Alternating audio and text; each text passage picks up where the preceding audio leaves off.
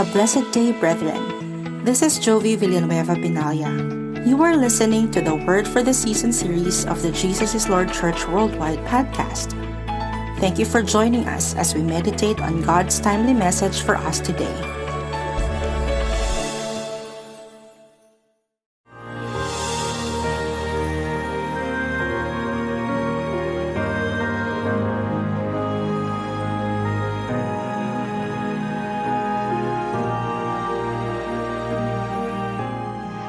Magandang araw po sa inyong lahat. Isa na naman pong pinagpalang araw ang ibinigay ng Panginoon para po sa ating lahat upang tayo po ay minsan pang makapakinig at makapag-aral ng salita ng ating Panginoon. Alam po natin kung gaano kahirap ang buhay sa panahong ito dahil po sa pandemic at ang iba't ibang mga suliranin na pilit po na talagang umaatake sa buhay ng maraming tao.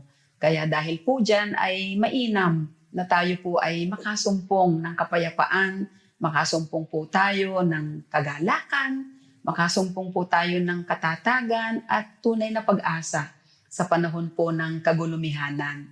At ang salita po ng Diyos ay may maraming pangako ang Panginoon sa kanyang salita, na sa kanyang salita ay masusumpungan natin ang mga magagandang bagay, mga mabubuti, kahanga-hanga, at kamanghamanghang bagay na inilalaan ng Panginoon para po sa ating lahat. Kaya sa oras na ito, I'm so happy to be with you this day and this moment wherein we can all read and study and listen to the Word of God. So ang sabi po ng John chapter 1, babasahin ko lamang po, John chapter 1 verses 11 and 12. Ang sabi po ng salita ng Panginoon, He came to the people He created, to those who should have received Him, but they did not recognize Him. Verse 12, but those who embraced Him and took hold of His name, He gave authority to become the children of God. And the Lord will bless the very reading of His Word. Ito po ay the Passion Translation na Bible. At ang ganda-ganda po ng binabanggit ng salita ng ating Panginoon, pumunta siya, referring to our Lord Jesus Christ, sa kanyang bayan, ngunit hindi siya tinanggap ng sarili niyang kababayan. And verse 12, subalit ang lahat ng tumanggap at sumampalataya sa kanya ay binigyan niya ng karapatang maging anak ng Diyos. Ang aking pong maikling sharing ngayong pong oras na ito is about the danger of rejecting God. Mayroon pong panganib yung ating pong kakalimutan o tatanggihan ng ating Panginoon. At napakarami pong bagay ngayon, napakaraming nasa paligid po natin ang masasabi nating lubhang mapanganib. Andyan po ang pandemic, mapanganib po yan. Yung mga trahedya na dumarating po, yung mga pagsubok, yung bagyo, lindol, pagputok ng bulkan. Yan po ay mga bagay na lubhang mapanganib, nalalagay po sa panganib ang ating buhay kapag may mga bagay na nangyayaring ganon. Subalit alam niyo po, ang pinakamatindi na panganib sa buhay ng isang tao ay yung siya ay makalimot sa Diyos. Yung hindi niya kilalanin ang Panginoon sa kanyang buhay. Yung makalimutan natin ang Diyos, i-forsake natin. There is a price of forgetting God. There is a danger in forgetting God. And there is that what we call disaster or tragedy of forgetting the Lord. Kaya napakahalaga po na ating bulay-bulayin ang mga salitang ito. Ating tignan ang ating mga sarili. Tayo nga po ba ay totohanang nagtitiwala sa ating Panginoon? Sapagkat ang isang tao po na hindi niya kinikilala ang Panginoon, hindi lamang po kapahamakan sa tinatawag na buhay na ito, kundi yung kapahamakan doon sa walang hanggan, yung tinatawag na eternal damnation, yung tinatawag na eternal death, at yung tinatawag po na eternal punishment. Many people believe they'll go to heaven because they tried to live a good life. But you know what? The only way to spend eternity with God is to receive Jesus Christ, gift of salvation. Mag-ingat po tayo Baka ang akala po natin kapag okay tayo, maayos ang buhay natin, marami tayong mga bagay na tinatangkilik sa mundong ibabaw na ito, sapat na yon para masabi nating tayo ay magkakaroon din naman ng maayos na buhay doon sa buhay na walang hanggan. Hindi po. Hindi po automatic. And therefore, let us be careful. Let us be careful not to reject Jesus. Mag-ingat po tayo, baka makalimutan natin ang Diyos. Ang ating pong buhay ay ilaan natin sa ating Panginoon. At mag-ingat po tayo dahil may warning din ang Panginoon sa John chapter 5, verse 43. Let me read. Ang sabi dito, I have come in my Father's name, and you do not receive me. If another comes in his own name, you will receive him. Ano po? Binabanggit ng aklat ng Juan, kabanatang 5, talatang 43. Naparito ako sa pangalan ng aking Ama, sabi ng Panginoon. Subalit ayaw ninyo akong tanggapin. Kung may ibang pumarito sa kanyang sariling pangalan, siya'y inyong tatanggapin. Ano po? Mabigat po itong warning na ito ng Panginoon. Dahil marami pong tao ngayon, instead na ang Diyos ang kinikilala, instead na ang Diyos ang tinatanggap, pinagtitiwalaan, ay parang mas higit ang pagtitiwala sa tao. Para bagang ang Diyos ay hindi sila kayang tugunin, abutin, hindi sila kayang kalingain, iligtas, at pagpalain. Alam ng Diyos ang ating pangangailangan. Hindi lamang ang mga pangangailangan nating pisikal, kundi emosyonal, mental, higit sa lahat, yung spiritual nating pangangailangan. Darating ang panahon na ating makikita ang lahat ng bunga ng ating pong pagtitiwala sa ating Panginoon. Hindi po porke alam natin na may Diyos, kilala na natin ang Diyos. Iba po yun. It's one thing to know that there is God. It's another thing to receive God. It's another thing to invite God to come into your heart, to come into your life. Ang isang tao po na kahit siya po ay nag-aral ng tinatawag na skydiving, pumasok sa skydiving school, naipasa niya lahat ng mga exams at kaya pa niyang magturo ng buong kurso about skydiving. But if they think they will be able to jump out of a plane while choosing to not use the parachute, all the training and knowledge in the world means nothing when dealing with gravity and the laws of physics. Ano po? Kahit pa napakagaling mo, tatapos sa diving school, skydiving school, ikaw ay nakapasa sa exam, kaya mong ituro, lahat ng theories, kaya nating ituro, ay hindi naman ibig sabihin nun na kapag ikaw ay sumakay ng eroplano at ikaw ay tatalon, ay hindi ka mapapahamak. Kailangan mo ng parachute. Ano po? Hindi enough yung training. Hindi enough po yung lahat ng ating nalalaman kapag hindi po natin ginamit ang parachute, no? Kapag ikaw ay tumalon doon sa tinatawag na eroplano sa isang plane. Bakit po? Because you have to deal with gravity and the laws of physics. Yan po ay law. Ano po? So sa Panginoon naman po, ang nais ng ating Panginoon, isa lamang ang susi para tayo ay maligtas. Isa lamang ang susi para tayo ay hindi mapahamak. Isa lamang ang susi para tayo ay makaiwas sa posibleng panganib na pwede nating maranasan. Yan po ay ang pagtanggap sa Panginoon. Let us not reject the Lord, but instead, let us acknowledge the Lord. Ano po? Ganon din po, iba po yung ikaw ay part ng church. Ikaw ay dumadalo sa church. Kinukot mo ang Bible. Pwede kang magturo ng Bible. But those things cannot do anything to save your soul. Kung hindi mo naman pinapapasok ang Diyos o pinapapasok ang ating Panginoon sa iyong buhay, kung hindi mo siya kinikilala. You've never made the commitment to follow Jesus Christ as your Lord and Savior. Lahat ng ating pagdalo sa church, pag-quote ng Bible, yung ating mga pagtuturo, ay baliwala lahat yan. Hindi yan makapagliligtas ng ating mga buhay at ng ating kaluluwa. So yan po yung mga dangers, and therefore, let us not reject the Lord. Huwag po nating tanggihan ang ating Panginoon. So una, makikita po natin yung those who reject Him. That's number 1 point. Gusto ko pong bigyan ng diin. Sabi kasi ng John chapter 1, He came to the people He created, to those who should have received Him, but they did not recognize Him. Alam niyo po, rejecting God means you are not good enough to deserve anything from God. Huwag tayong umasa na makakatanggap tayo ng mga magagandang bagay mula sa Panginoon kung di naman natin siya kinikilala. Hindi natin siya nire-recognize, in-acknowledge sa ating buhay. Hindi natin siya tinatanggap. Hindi natin siya pinagahari sa ating buhay. And your sin is rebellion that alienates you from your Creator. Alam niyo po, ang kasalanan ay andyan pa rin sa buhay natin kapag hindi po natin nire-recognize, in-acknowledge ang ating Panginoon.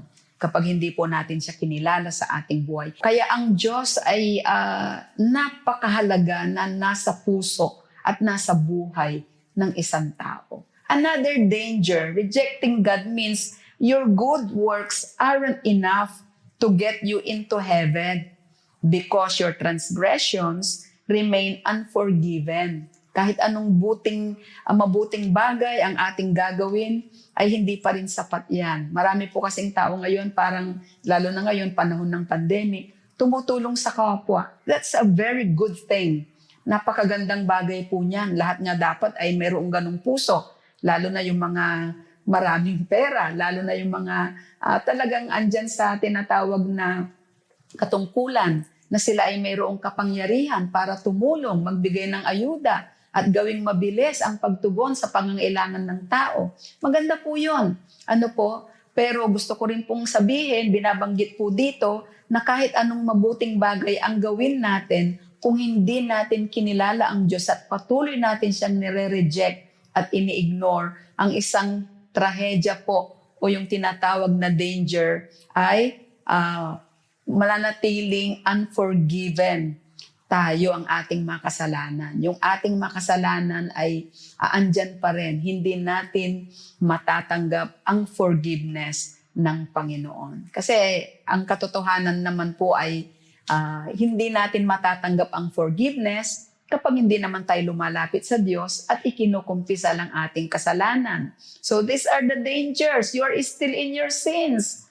You're under the bondage of the enemy. Kaya ang kaaway, pwede pa niyang pagpiestahan ang ating buhay. You are not entitled to the blessings of God. Parang lang yan, simple lang yan inaayawan mo yung isang tao na talagang siya naman ang makakatulong sa iyo. Parang tinatanggihan mo ang blessing. How much more sa Diyos na hindi lamang salvation ng ating physical na buhay, ng ating emotional na buhay, ng ating mental na buhay, kundi kaligtasan ng ating kaluluwa. And you can never spend eternity with God. That is one tragedy. Yung isa ho yan sa tinatawag na panganib. Sabi ng John 12:48, He who rejects me and does not receive my sayings has one who judges him. The word I spoke is what will judge him at the last day. So, ang nais ng Panginoon ay talaga pong sa panahong ito ay kilalanin natin ang ginawa ng ating Panginoong Hesukristo doon sa krus ng Kalbaryo. If someone rejects that truth, that salvation comes only through the atoning death of Jesus Christ, that person has nowhere else to turn. Kapag iniisip po ng mga tao, tinatanggihan nila ang Panginoon dahil iniisip nila, hindi lang naman yan ang paraan para maligtas. Pwede naman akong sumapi sa reliyon, magpapalit-palit ng reliyon, magpalipat-lipat ng reliyon. Religion can never save any person. Hindi po tayo maililigtas ng reliyon. Kailangan natin ang ating Panginoong Hesukristo. At ang pangalawa is those who receive Him. Sila na nagsisitanggap sa Kanya. Kanina, those who reject Him. Yun po yung mga dangers nakita natin. Ngayon naman po, those who receive Him. Sabi ng John 1 verse 12, But those who embrace Him and took hold of His name, He gave authority to become the children of God. Subalit, ang lahat ng kumikilala, tumatanggap sa Panginoon, ay binibigyan niya ng karapatan o kapangyarihan na maging anak niya. Pwede tayong maging anak ng Diyos. Pwede natin siyang tawaging Ama, ang ating Diyos na buhay, ang ating God the Father. We can call Him Abba, Father, because we are His children. Why? Because you have accepted Jesus as Lord and Savior of your life. Tayo ay mapapabilang sa pamilya ng Panginoon. Tayo ay mapapabilang sa God's wonderful family, and therefore, lahat ng kumilala sa Panginoon ay magkakapatid sa Diyos. We became brothers and sisters in God. Amen? So if you turn to Christ in faith, all your sins will be forgiven. You will be pronounced not guilty and will be given a brand new nature. Kapag tinanggap natin ang Panginoon, di ho ba? The Lord is gracious and kind, always calling for us to repent and giving us time to do so. Ang Diyos hanggang ngayon ay naghihintay sa tao. Kung gusto po nating maranasan, hindi ang panganib kundi ang pagpapala, hindi ang mga sumpa kundi ang mga biyaya, tanggapin natin at kilalanin natin ang ating Panginoon. And these words are not meant to scare you. They're a warning about what the future holds if you reject the Lord's offer of salvation. God has set before you a choice between eternal life and death. Mayroon pong choice May choice ka, kapatid. Piliin natin ang Diyos. If you choose God, you are choosing life. If you choose God, you are choosing blessing. If you choose to acknowledge God, you are choosing abundance. If you choose to obey, you are choosing not curses, but blessing upon blessing. Yan po ang sabi ng ating Panginoon. Kaya po, mahalaga na wag po nating i-reject, wag nating tanggihan ang ating Panginoon. That day is fast approaching. Malapit nang dumating ang Diyos. Please, do not reject any gospel message you hear. Ano po? Lahat ng napapakinggan po natin na mensahe, salita ng ating Panginoon, huwag nating tanggihan. Kaya purihin ng Diyos sapagkat ang daming nangangaral ng salita ng Panginoon. Mga churches. Pero syempre tignan po natin, yung ang itinuturo ay nasa Bible, full gospel. Huwag ho yung diluted, huwag ho yung polluted, huwag ho yung tinatawag na half gospel. Kinakailangan full gospel. And Wesley said, man may refuse it, God will not compel. Ano po? Kung tatanggihan natin ang Diyos, hindi naman tayo pipilitin ng Diyos na kilalanin natin siya. What will you choose? Will you reject or accept Jesus? Tanggapin natin ang Panginoon. Matatanggap natin ang pagpapala. Makakaiwas tayo sa posible, actually certain po yung trahedya kapag hindi natin tinanggap ang ating Panginoon. Again, let me remind you, knowledge about Jesus does not save. And knowing Jesus through a personal commitment to Him is what saves. I-surrender natin, isuko natin ang ating buhay sa ating Panginoon so that we will not be forever separated from God, because that's the most tragic thing or disastrous thing na pwedeng mangyari sa isang tao. Siya'y mapahamak doon sa impyerno. Praise God. Subukan natin ang Panginoon. Try Jesus. Di po ba? Siya lamang po ang ating kailangan. Siya po ang makakatugon sa lahat ng problema na meron tayo. Kaya pwede po ba sa oras na ito tayo po ay yumuko, tayo ay pumikit at tayo mananalangin sa ating Panginoon. Praise God. Shall we all bow our heads? Let us close our eyes and let us come to Jesus.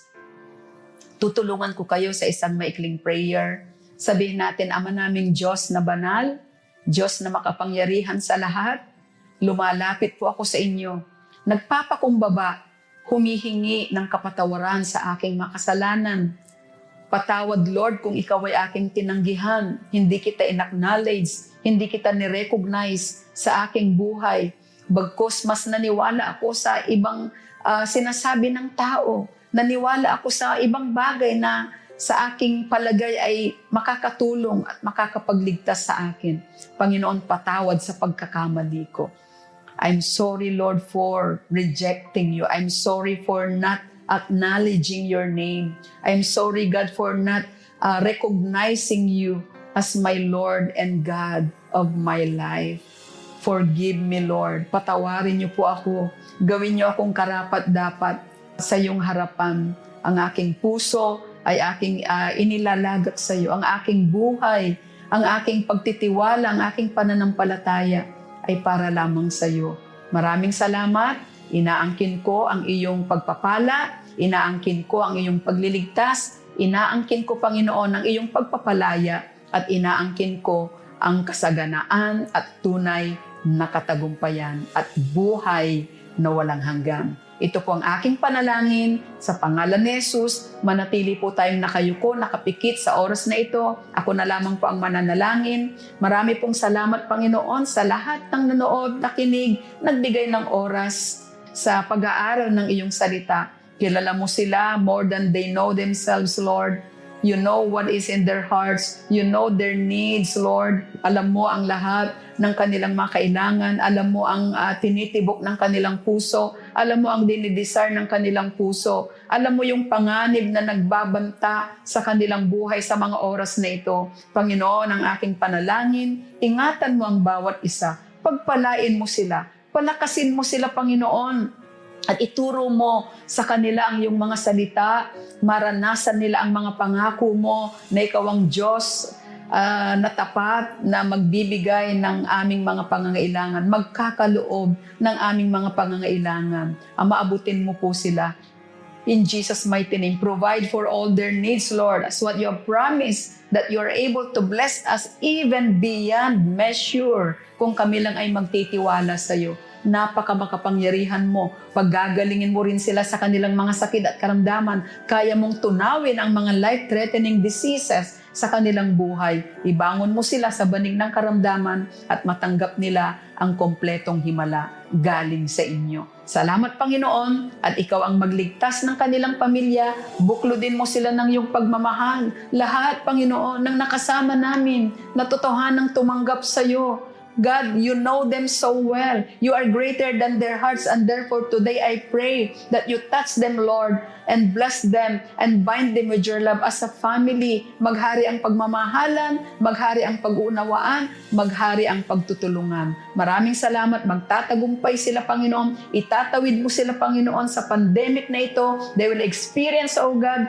your salvation, and they will experience your goodness. I-bless mo sila, Panginoon, at ganun din, i-bless niyo po na patuloy ang aming bansang Pilipinas. Pagalingin niyo ang aming bayan. Let your healing mercies, Lord, be upon our nation. At hipuin mo ang aming mga namiminuno sa aming bansa, ang aming Pangulo, Pangalawang Pangulo, at lahat ng nasa executive, legislative, and judicial branches ng aming pamahalaan hanggang sa provincial and local government units po namin. I-bless mo sila, i-touch mo sila, ilagay mo ang banal na takot sa kanilang puso, gawin nila ng may katapatan, may totoong pagmamalasakit at pagmamahal ang kanilang tungkulin na sinumpaan sa sambayan ng Pilipino. God, wasakin niyo ang lahat ng bagay, elemento na magdudulot ng panganib sa sambayan ng Pilipino. Wasakin niyo, Panginoon, ang lahat ng korupsyon. Wasakin niyo ang greed, ang covetousness. Wasakin niyo, Panginoon, and put an end to this pandemic.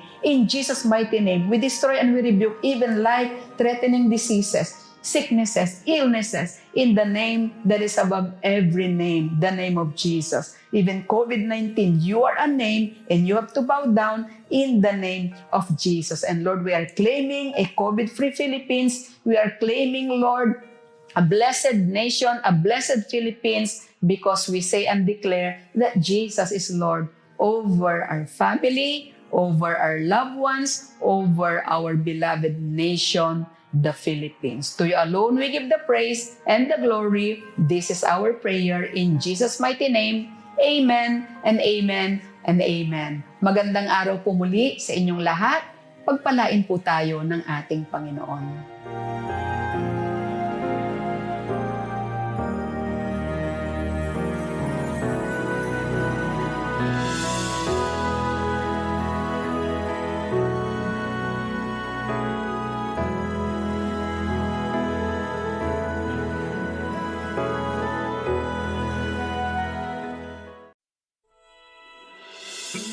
Thank you so much for listening to the Jesus is Lord Church Worldwide podcast.